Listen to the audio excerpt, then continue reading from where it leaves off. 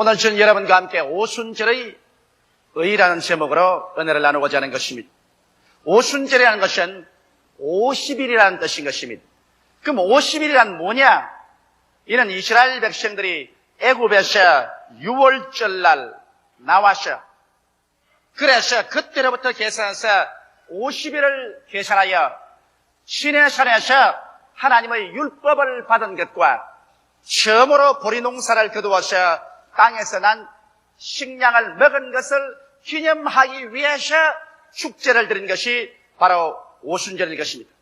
이러므로 오순절이란 바로 6월절부터 계산해서 50일 만에 가지는 추수감사제, 또 모세가 시내산에서 율법을 받은 것을 기념하는 제사인 것입니다. 이는 아주 깊은 의미가 있는 것입니다. 구약의 모든 상징은 신약 성경에 일어날 일을 그림으로 보여준 것입니다. 6월절날 죄악의 애굽 가운데 살고 있는 하나님 백성을 구출하기 위해서 예수님께서 6월절 어린 양의 제물이 되어 십자가에 못 박여 죽으신 것입니다. 그래서 6월절날 예수님이 십자가에 못 박여 돌아가신 그날로부터 계산해서 50일 만에 오순절이 다가오는 것입니다. 오순절 날이 이름에 예수님 제자들 120명이 마가 요한의 다락방에 모여서 벌써 열흘 동안 열심으로 기도를 하고 있었는데 그날 갑자기 하늘에서 강한 바람 같은 소리가 나며 불의 시같이 갈라지는 것이 각 사람 머리 위에 임하여 있더니 그게 아닌 모든 사람들이 성령의 충만함을 받고 성령이 말하게 하심을 쫓아 다른 방언으로 말하기 시작하셨습니다. 그로부터 시작해서 그리스도의 복음은 폭발이 일어나기 시작한 것입니다. 그리스도의 복음의 역사는 바로 오순절 다락방에서 활화사처럼 폭발해서 전 세계를 진동시키게 된 것입니다. 이러므로 바로 이 오순절 날에는 우리 주님께서 십자가에 못 박여 죽은 그 열매로서 50일 만에 새 은혜의 언약으로 교회를 세운 날이요. 그날에 하루에 첫 열매로서 3,000명이 구원을 받은 기념날인 것입니다. 구약시대 오순절 날이 바로 율법을 받은 기념일이요, 또 처음 열매를 거둔 기념일인 것처럼 신약시대 오순절은 그리스도의 은혜의 복음이 전파되어 교회가 시작된 처음 날이며 또한 처음 열매인 3,000명의 영혼이 구원받은 아름답고 귀한 기념의 날인 것입니다. 크리스마스가 예수 그리스도의 탄생을 기념하는 날이라면 오순절은 성령이 마셔서 교회가 탄생한 것입니다. 그러므로 여러분과 내가 말하는 이 교회라는 것은 오순절날 성령의 역사로서 출발했고 이제 성령의 무릎 위에서 자라다가 성령의 품 안에서 천국으로 들려오러갈 것입니다. 이러므로 오순절 성령의 역사가 왜 그렇게 중요한가? 그 몇 가지 이유를 제가 여러분에게 말씀해 드리겠습니다. 첫째로 여러분, 오순절의 성령이 강림하신 것은 예수님의 사역에 관한 하나님의 인준이요 인치심인 것입니다. 실제로 여러분, 예수 그리스도의 유대 땅에 복음 전가한 것은 인간적으로 바라볼 때 아주 초라하기 그지없으십니다. 유대라는 조그마한 한정된 땅 속에서 예수님은 33년이라는 짧은 생애를 살았는데 그것도 공생애라는 것은 3년 반밖에 없으십니다.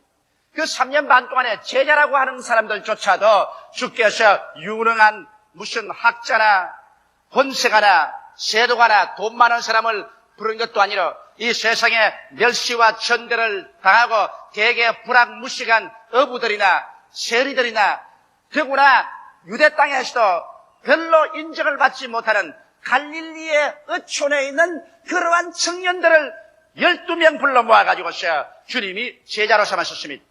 그래서 이름도 없고 지위도 없고 명예도 없고 교육도 없고 권력도 없고 금력도 없고 세상에 초라하기 짝이 없는 12명의 불악무식한 제자들을 주님께서 거느리시고 그것도 유대 땅 좁은 지역에 불과 3년 반 동안에 주님께서 복음을 전가하시다가 그 결과도 영화롭지 못하게 예수님이 잡혀서 유대민족에게 고발을 당하고 결국 로마의 심판을 받아서 십자가에 가장 극악한 강도와 함께 극형을 당해서 돌아가시고 말한 것입니다.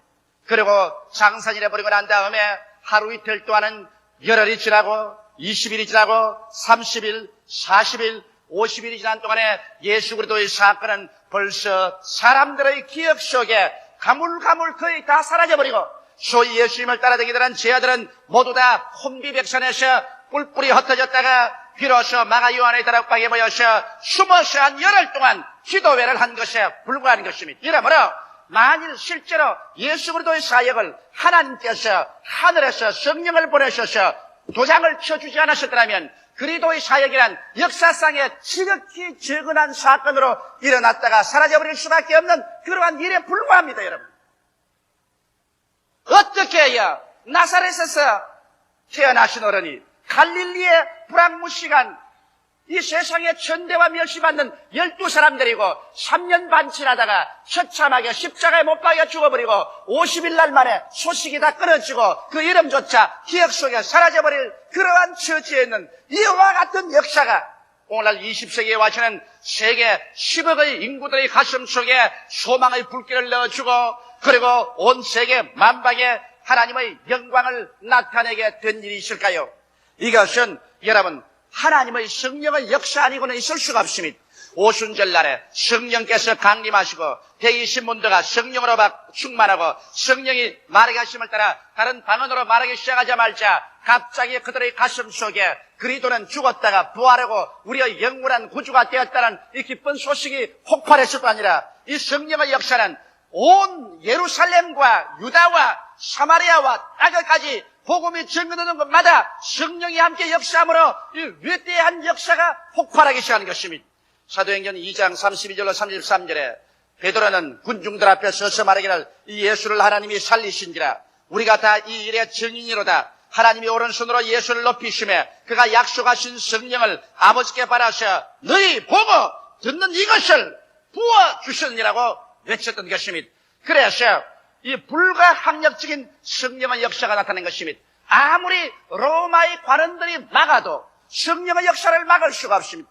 유대인들이 아무리 제자들을 잡아서 두들기고 감옥에 집어넣어도 성령을 두들기거나 감옥에 집어넣을 수가 없어서 성령의 폭발을 막을 수가 없었습니다. 성령의 역사는 마치 홍수처럼 예수님은 죽었다가 부활했다는 계시를 사람들이 가지고 왔었습니다. 전에까지 예수에 대해서 들어보지도 못하고 알지도 못하는 사람들이 예수란 말씀을 듣자마자 그들의 가슴 속에 성령의 감화와 감동으로 말미암아 그들은 예수가 하나님 아들이며 우리 죄를 위하여 십자가에서 못 박여 죽었다가 부활했다는 이와 같은 진리가 홍수처럼 휘몰아쳐 깨달아지게 되는 것입니다. 이래서 사람으로서 감당할 수가 없습니다. 유식한 자나 무식한 자나 남녀, 노유, 빈부, 귀천, 민족, 국경 차별이 없이 예수의 복음이 증가되는 곳마다 성령의 역사는 마치 거대한 태풍처럼 불어와서 사람들을 그 속에 사무쳐 그리스도의 부활의 계시를 받게 만들어준 것입니다.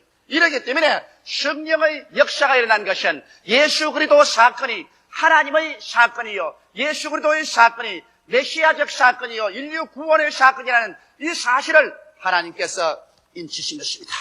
만일 오순절 성령의 역사가 없었더라면 우리 주 예수 그리스도의 구원의 복음이라는 것은 있을 수가 없습니다. 하나의 위대한 이념가가 팔레스타인에서 일어나서 3년 반 동안 그 이념을 외치다가 실패하고 잡혀서 초라하게 죽어버리고 말았다. 역사에도 기록 안 될 만한 지극히 적은 사건인 것입니다. 그래서 잊어버리고 말았을 것입니다.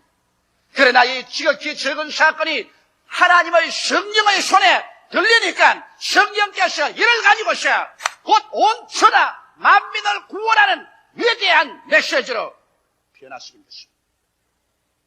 오늘날 그렇게 되어서 이제 누구든지 저를 믿으면 멸망하지 않고 구원을 얻으며 세계 인류 누구든지 이 예수 앞에서 자기의 운명을 결정짓지 않으면 안 될 수밖에 없는 호령이 떨어지게 된 것입니다. 예수로 말미암아 내가 영원한 생명을 얻을 것이냐 영원한 멸망을 받을 것이냐 바로 그 갈림길이 바로 그리스도의 복음인 것입니다. 사람이 온 천하를 다 얻고도 자기 목숨 하나 잃으면 무엇이 유익하리요? 사람이 자기 목숨과 무엇과 바꾸겠냐고 성경은 말했었습니다. 사람이 살면 70이요 강건하면 80이라도 삶은 신속히 지나가니 마치 바람같이 지나가 버리는 것입니다. 인생을 이 세상에 산다는 것은 여러분과 내가 구원을 받을 수 있는 자격자가 될 것이냐, 그렇지 않으면 버림을 받고 말 것이냐를 결정짓는 하나의 그 결정처서에 불과한 것입니다. 우리의 죽고 사는 문제가 이제 바로 이 한 나사렛 사건인 예수 그리스도, 이 예수 그리스도께서 십자가에 죽었다가 부활하신 이 사건으로 말미암아 결정되는 것입니다. 여러분께서 이 세상에 아무리 부귀영화 공명을 다 누리고 살았다고 할지라도 이 나사렛 예수에 대해서 올바른 결정을 내리지 못하면 여러분은 차라리 이 세상에서 안 태어난 것보다 더 못한 비극적인 심판을 받게 될 것입니다. 그것은 여러분과 나는 한갓 동물이 아니라 하나님의 형상과 모양대로 지음받은 인간으로서 우리의 영원한 영혼이 육체를 쓰고 살고 있기 때문에 여러분 육체의 장막집을 벗고 난 다음에 천국이냐 지옥이냐 영광이냐 영원한 멸망이냐 하나님의 즐거움이냐 영원한 슬픔과 고통이냐를 선택해야만 되는 것입니다. 바로 유대 땅 베들레헴에서 태어난 예수 그리스도, 나사렛에서 초라한 동네에서 자라나시고 마지막 3년 반 동안에 가장 초라하게 전도 행각을 가졌던 예수, 그리고 극악한 사형수 우편 좌편에 둘러싸여서 십자가에 죽었던 그 예수, 그리고 보잘것없는 그의 제자들 다 그리스도를 버리고 달아나버리고 뿔뿔이 흩어지고 인간의 기억 속에 사라져버려야만 할 이러한 사건이 오늘날 전 역사를 움직이는 사건이 되고 인간의 기원이 1982년이라는 이와 같은 그리스도 탄생으로서의 인간의 기원을 삼게 되고 사람이 흥하느냐 망하느냐 영원히 사느냐 죽느냐의 기반이 되게 한 것은 바로 오순절 성령 강림으로 말미암아 이루어지게 된 것입니다. 성령께서 예수 그리스도의 사건을 전 세계적인 사건으로 만들었으며 역사적인 사건으로 만들었으며 우주적인 사건으로 만들었으며 성령께서 예수 그리스도의 사건을 여러분과 나에게 사나 죽느냐 영생이냐 영원한 멸망이냐의 사건으로 만들어버리고 말한 것입니다. 이러므로 오늘날 성령 없이 예수 믿는다는 것은 그것은 가짜요. 성령 없이 교회를 세운다는 것은 있을 수가 없으며 성령 없이 복음이 전파될 수 있다는 것은 이것은 상상할 수 없는 일인 것입니다. 이러므로 바로 성령 강림은 예수 그리스도의 사건을 영원의 사건으로 역사적인 사건으로 구원의 사건으로 그리고 천국과 지옥을 판별한 사건으로 변화시킨 위대한 하나님의 인치심이 된 것입니다. 둘째로 이제 예수 그리스도 죽으심과 부활하심 그 이후 오순절 사건 이후로 제자들이 나가서 복음을 전가할 때마다 물은 것이 너희가 믿을 때 성령을 받았느냐 이 말씀인 것입니다. 이제 성령을 받아서 우리가 예수를 믿고 또 성령의 능력으로 말미암아 이 예수 그리스도를 전파할 수 있기 때문에 우리 기독교인들과 교회들에게는 성령에 대한 우리의 태도가 어떠한 것인가, 이것이 우리가 믿는 예수 그리스도를 우리 개인의 구조와 세계의 구조로 만드느냐 안 만드느냐의 근본적인 이유가 되는 것입니다. 이러므로 우리에게 가장 중요한 것은 너희가 믿을 때 성령을 받았느냐 이 질문을 끊임없이 해야 되는 것입니다. 성령 없는 기독교는 있을 수가 없는 것입니다. 성령 없는 교회도 있을 수가 없고 성령 없는 기독교인도 있을 수가 없는 것입니다. 성령은 오늘날 오순절 이후에 강림하셔서 바람이 대기가 지구를 감싸오는 것처럼 인류를 감싸오시면서 인류 가운데 역사에서 우리의 눈을 떠서 예수 그리스도를 구주로 믿도록 도와주고 있는 것입니다. 이러므로 성령을 통해서 여러분과 나는 중생의 체험을 해야 되는 것입니다. 우리 부모에게 태어나는 것은 육으로 태어나는 것이에요. 이제 성령으로 말미암아 예수를 믿어 태어나는 것은 영으로 태어나는 것입니다. 육으로 태어난 것은 육이요 성령으로 태어나야 영이 되는 것입니다. 이러므로 성령은 우리에게 오셔서 회개시키는 역사를 하는 것입니다. 여러분과 내가 인간 중심으로 이기주의로 육체를 따라 산 이 삶을 회개시키는 것입니다. 이 길로 걸어가면 종국적으로 멸망하고 만다. 이 길에서 돌아서라고 말씀하시고 돌아서는 유일한 길이요 진리요 생명이신 하나님의 아들 나사렛 예수를 믿음으로 이루어질 수 있다는 것을 성령이 보여주시는 것입니다.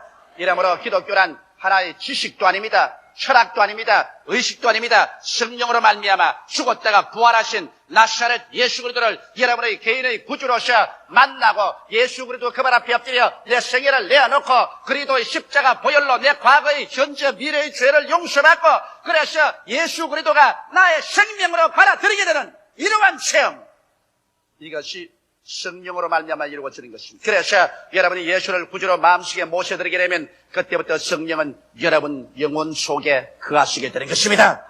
오늘 예수를 구주로 믿으시면 아멘 하십시다. 예수로 주로 시인하면 아멘 하십시다. 그러면 여러분 속에 하나님의 성령께서 들어와 계십니다. 성령께서 들어와 계시 않으셨으면 여러분께 이와 같은 그리스도가 주라는 계시를 어떠한 사람이 줄 수는 없습니다. 예수를 눈으로 보았나요? 예수를 손으로 만져보았나요? 직접 예수님과 만나서 대화를 해보셨나요? 그렇지 않은데도 말할 수 있는 기쁨으로 목숨을 바쳐서 예수를 믿는 것은 성령이 여러분 속에 와 계셔서 그리스도에 대한 계시를 여러분 영혼 속에 부어주었기 때문인 것입니다. 이러므로 여러분과 나는 이제 성령으로 말미암아 예수가 우리 속에 모두 다 잉태되었으며 예수 사람들이 된 것입니다. 이와 같이 해서 중생을 체험한 사람에게 또다시 성령의 다른 체험이 있습니다. 이것은 성령 세례의 체험인 것입니다.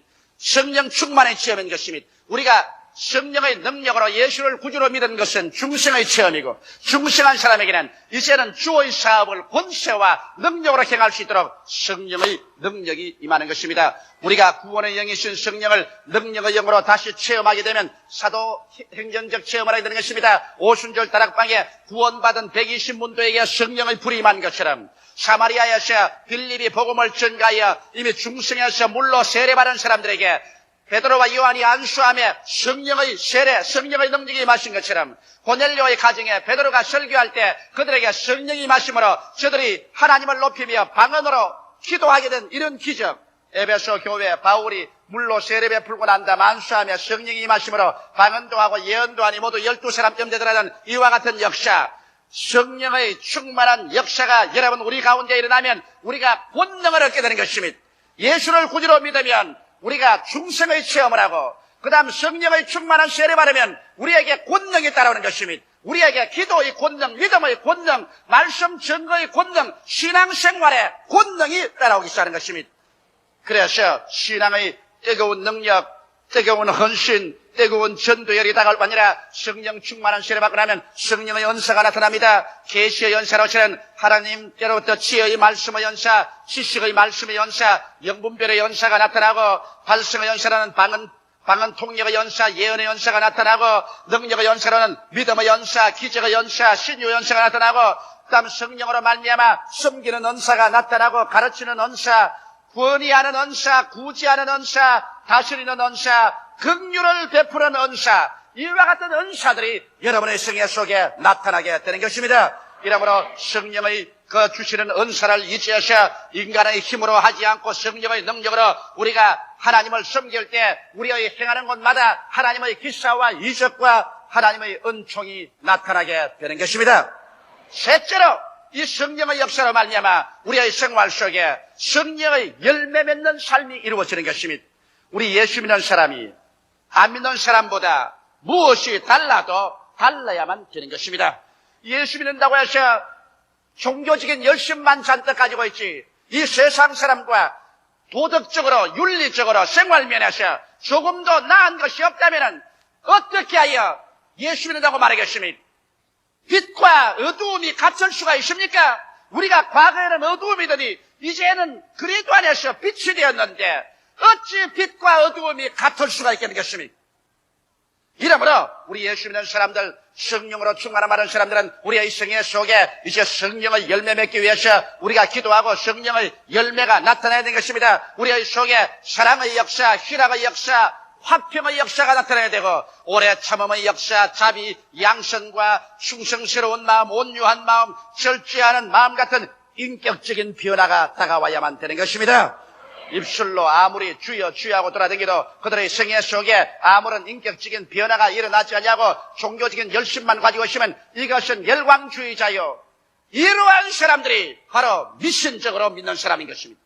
기독교의 신앙이란 내가 예수를 구주로 믿고 난 다음에 성령이 임하심으로 말미암아 심각한 인격의 기본 바탕에서 변화가 다가오는 것입니다. 음란하고 방탕하고 술 취하고 거짓말하고 도둑질하는 사람들이 이 음란과 방탕과 술 취함과 도둑질을 버리게 될 것이요. 성내고 자기 마누라를 때리며 자식들을 구박하며 자기의 생활 속에 무절제한 사람들이 온유하고 겸비한 사람이 되고 착하고 착실한 사람으로 변화되는 역사가 다가와야 이것이 정말 성령 받은 사람의 모습인 것입니다. 인격적인 변화가 다가오지 아니하고 종교만 가지고서 그다가 고함만 치고 신앙적인 열심만 겉으로 보이고 인격적인 내적인 열매가 없으면 이는 주께서 열매 없는 무성한 잎사귀만 가진 무화과 나무를 저주해버린 것처럼 그러한 신앙은 주님께로부터 이미 저주받은 신앙인 것입니다. 그 열매를 보고 그 나무를 알지라고 했는데 여러분과 나의 참된 신앙은 우리의 생활 속에 열매가 있어야 되는 것입니다. 예수님께서 말씀하기를 너희는 세상의 소금이라 너희는 세상의 빛이라고 하는 것입니다. 여러분께서 가정에서 빛이 되어야 될 것이요 여러분의 직장에서 여러분의 사업장에서 다른 사람에게 빛이 되어야 될 것이요 여러분이 일어서가는 것마다 소금이 되어야 되는 것입니다. 소금이란 썩어져가는 것을 깨끗하게 썩지 않게 보존해 주는 것이 소금이 아니겠습니까? 오늘날 우리 한국 강천에는 950만의 신자가 있는데 만일 950만의 신자가 모두 다 자기 가정에서 직장에서 자기의 생활처소에서 여러분 빛이 되고 소금이 되었더라면 우리 한국에 오늘날 이와 같은 사회적인 어려운 문제가 다가올 리가 있겠습니까? 한국 사회의 혼란과 고통은 기독교회의 실패요 기독교인들의 실패인 것입니다. 만일 우리 기독교인 950만이 여러분 빛과 소금이 되었더라면 우리 한국 강선의 어두움이 어디 다가올겠으며 어디에 부패와 썩어짐이 다가올 수가 있겠습니까? 처처에서 우리가 빛의 소금이 되었다는 말입니다. 숫자만 잔뜩 늘여놓고 교회들만 밟고 왔다 갔다 하면서 우리의 인격적인 변화가 다가오지 아니한 이러한 교회는 살았다 하나 죽은 것에 불과한 것입니다. 이러므로 오늘 교회가 우리 한국 사회에 미치는 영향력이 무엇입니까? 우리는 영적으로 한국 사회를 구원할 뿐 아니라 여기에 윤리와 도덕적으로 부패하고 썩어져가는 것에 어두움에는 빛을 썩으면은 거룩함을 가져와야 될 것인 것입니다. 정신적으로 절망과 죽음에 처한 사람에게 소망을 넣어줘야 될 것인 것입니다. 지금이야말로 우리 교회가 하나님께로부터 양적으로 팽창한 축복을 받으셨죠. 이제는 진실로 질적으로 성장해서 인격적인 변화를 가져와서 빛과 소금의 역할을 하고 나가야 됩니다. 예수님께서는 제자들에게 말씀하기를 가는 곳마다 회개하라 천국이 가까워왔다고 귀신을 쫓아내라고 한 것입니다. 여러분 귀신이라는 것은 바로 우리 사회를 도적질하고 죽이고 멸망시키는 모든 흑암과 부패의 원산입니다. 그러므로 오늘 예수님이라는 사람은 가는 곳마다 어느 곳에 들어가든지 사회 구석구석에서 귀신을 내어 쫓아야만 되는 것입니다. 바로 귀신이 거짓말하는 곳이 귀신의 역사예요. 음란하고 부패하고 도적질하고 파괴를 가져오는 것이 이거 다 비정상적인 거 아니겠습니까? 이게 하나님의 역사가 아니지 않습니까? 성경에 귀신을 쫓아내라는 것은 오늘날 모든 부조리를 추방하라는 것입니다. 모든 썩어진 역사를 내어 쫓아내는 것입니다. 이러므로 오늘 예수 믿고 성령 받은 사람이라면 여러분의 인격 속에서 먼저 귀신을 내어 쫓아야 되는 것입니다. 인격 속에서 어두움과 부패성을 완전히 쫓아내야 되는 것입니다. 여러분의 가정에서 어두움과 부패를 내어 쫓아내야 되는 것입니다.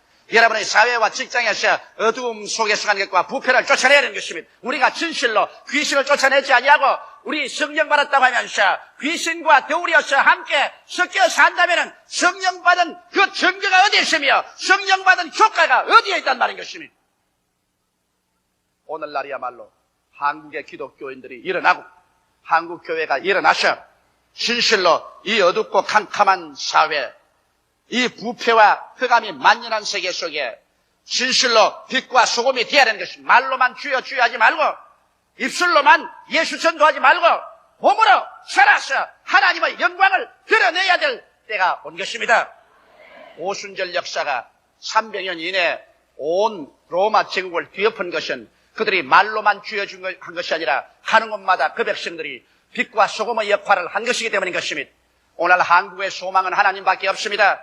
여러분 이스라엘 백성이 홍해수가에 와서 앞에는 장렬한 바다요 뒤에는 애국 군대가 막혀서 갈 바를 모르고 허덕일 때 하나님께서 말씀하기를 너희는 오늘날 가만히 있어 내가 너희를 위하여 싸우는 것을 보라고 말씀하는 것처럼 오늘날에 와서 우리 한국의 소망은 하나님밖에 없습니다. 역사적으로 사회 환경적으로 경제적으로 지정학적으로 우리는 어려운 처지에 놓여 있는 것입니다. 여기에서 우리가 살아나갈 수 있는 길은 하나님을 부르짖고 하나님 앞에 나오는 길밖에 없는데 우리 하나님의 손으로 움직이고 마음을 감동시키고 하시는 안 믿는 불신자들보다 먼저 예수 믿는 자가 솔선수범하여 회개해야만 하는 것입니다. 믿는 자가 회개하고 교회가 회개하셔 진실로 하나님 앞에서 빛과 소금이 될 때 비로소 하나님께서 우리의 기도를 들으시고 이 땅을 치료해 주실 것이요 이 땅에서 귀신을 내어 쫓고 정의가 넘치고 평화와 사랑이 넘치는 나라로 만들어 주실 것입니다. 교회는 성령 강림으로 탄생하여 성령 안에서 성장하다가 성령으로 성천합니다. 그러므로 성령 운동은 교회의 생명인 것입니다. 우리 그리스도 신자의 생명인 것입니다. 이 세상에 성령 받은 사람들은 그러므로 이 성령 운동을 온 세계에 뻗쳐나가야 되겠습니다. 특별히 하나님께서는 우리 순복음 중앙교회를 택하셔서 성령의 거대한 봉화불로 삼았습니다.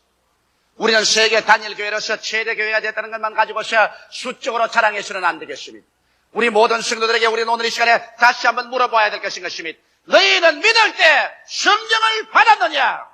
오늘 이 시간에 여러분은 성령을 받으셨습니까? 여러분이 성령에 충만합니까? 여러분 속에 성령의 은사가 나타나고 있습니까? 여러분의 인격적인 변화를 가져오는 성령의 열매를 맺고 있습니까? 진실로 여러분 한 사람 한 사람이 성령으로 말미암아 빛이 되고 소금이 되는 그러한 삶을 살고 있습니까? 진실로 여러분의 생활 속에 귀신들을 내어 쫓아버리고 그래서 부조리와 무질서와 부패와 파괴를 제하고 빛과 소금의 역할을 하고 있습니까? 우리 순복음 중앙교회가 이 일을 하고 일어날 때 우리 한국 강산과 세계 이 교회가 있어야 될 이유가 확립되는 것입니다. 우리 다 같이 예수께 기도드리겠습니다. 살아계신 우리 하나님 아버지, 오늘은 2000년 전 오순절 다락방에 성령께서 강림하신 날을 기념하는 오순절 강림절입니다. 우리 아버지, 우리 순복음 중앙교회는 진실로 성령운동으로 출발했고 성령운동 안에서 자라고 있습니다. 하나님 아버지여, 우리가 양적으로만 팽창한 것을 자랑하지 말고 우리 교회가 주의 종으로부터 시작해서 당회 장로님, 권사님, 안수 집사님, 서리 집사님, 조장, 구역장 23만 성도 전체가 진실로 위대한 인격적인 변화를 받은 성령 충만한 성도들이 되게 하여 주시옵소서. 외형적인 열심만 가지지 말고 사랑과 희락과 화평, 오래 참음, 자비, 양성, 충성, 온유, 절대 같은 인격적인 변화가 가져오고 사회 환경적인 변화를 가져오는 빛과 소금이 되게 하여 주시옵소서. 그래서 진실로 처처의 모든 마귀를 다 쫓아내어버리고 성령으로 넘치는 믿음, 소망, 사랑의 사회와 국가를 만드는 우리 성도들이 되게 도와 주시옵소서. 우리 순복음 중앙교회를 말미암아 먼저 950만 성도가 다 입술로만 주여 주여 하지 말고 행동으로 변화되고 진실로 십자가를 걸머쥐고 조국과 민족을 위해서 기도하고 사회를 개혁하고 변혁시키는 이와 같은 빛과 소금이 되게 하여 주시옵소서. 예수님 이름 받들어 기도드리옵나이다. 아멘.